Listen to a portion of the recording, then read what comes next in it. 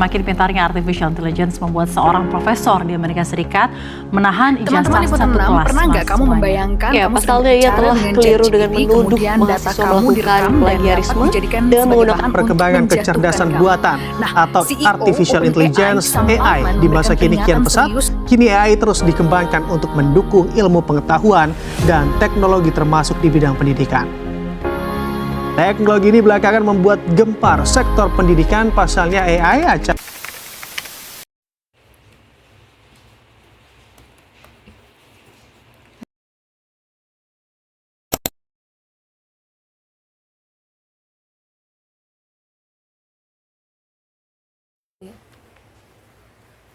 dikit-dikit AI. Emang kenapa sih? AI, kamu bisa loh berpikir secara kreatif. Seseorang pasti bisa menghasilkan ide-ide yang inovatif dan orisinal yang nggak bisa digantiin sama AI. Kreativitas juga memungkinkan seseorang untuk mengatasi masalah kompleks dengan berpikir di luar kotak dan menemukan solusi yang tidak terduga. Nah, berpikir kreatif juga dapat membantu seseorang untuk beradaptasi dengan perubahan yang cepat dalam lingkungan kerja atau kehidupan sehari-hari, serta meningkatkan kemampuan kritis untuk mengevaluasi ide-ide dan membuat keputusan yang tepat. Dengan demikian, berpikir kreatif dapat membantu seseorang untuk tidak terlalu bergantung pada teknologi atau AI, dan menjadi lebih mandiri dalam menyelesaikan masalah dan menghasilkan ide. Pemecahan masalah adalah usaha untuk mencari jalan keluar dari kesulitan untuk mencapai tujuan yang belum tercapai. Proses ini meminta seseorang untuk menggabungkan aturan-aturan yang telah dipelajari untuk menyelesaikan masalah baru. Dengan demikian, pemecahan masalah ini melibatkan penggunaan pengetahuan. Memecahkan masalah secara kreatif ada beberapa caranya loh. Yuk simak videonya.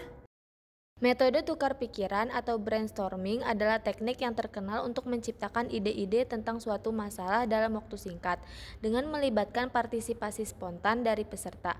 Metode ini bertujuan untuk merangsang kreativitas melalui kolaborasi dalam kelompok, memungkinkan peserta untuk berbagi pengalaman. Terdapat 4 prinsip penting dalam brainstorming. Yang pertama, tidak boleh ada kritik atau komentar negatif. Yang kedua, menciptakan suasana yang bebas. Yang ketiga, menghasilkan kuantitas ide yang banyak, dan yang terakhir memanfaatkan ide orang lain untuk mengembangkan gagasan baru. Selanjutnya ada mind mapping. Mind mapping adalah cara kreatif untuk mengorganisasi dan mengekspresikan informasi menggunakan warna, simbol, garis, dan gambar yang mencerminkan cara kerja otak. Konsep ini mendasarkan pada struktur kompleks otak manusia yang terdiri dari miliaran sel yang diorganisir dalam pola menyerupai pohon dengan cabang yang menyebar.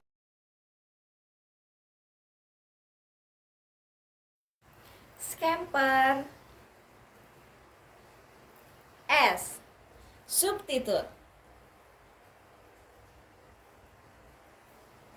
C. Combine. A. Adapt. M. Modify.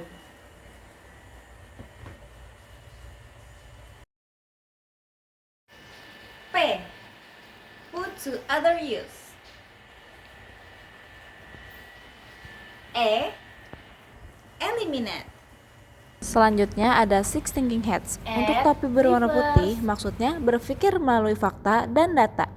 Topi warna merah, berpikir berdasarkan intuisi dan emosi. Topi berwarna hitam mengumpulkan risiko dan bahaya dari suatu keputusan.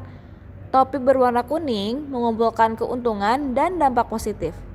Topi berwarna hijau mengumpulkan ide atau kemungkinan yang ada. Topi warna biru menyimpulkan pendapat dan merencanakan action.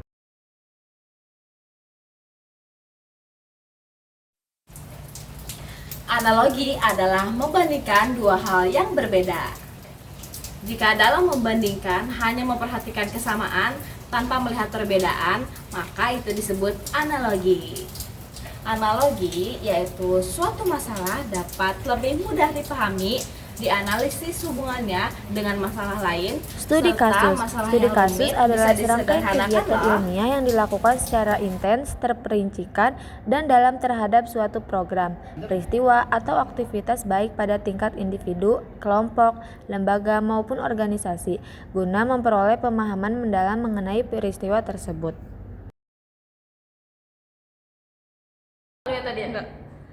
Berikut langkah-langkah untuk menyelesaikan masalah menggunakan studi kasus. Yang pertama, pemilihan tema.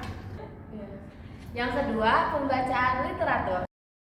Yang ketiga, perumusan fokus dan masalah. Yang keempat, pengumpulan data. Yang kelima, penyempurnaan data. Yang keenam, pengolahan data. Yang ketujuh, analisis data. Yang ke-8, proses analisis data. Yang ke-9, dialog teoritik. Yang ke-10, triangulasi temuan.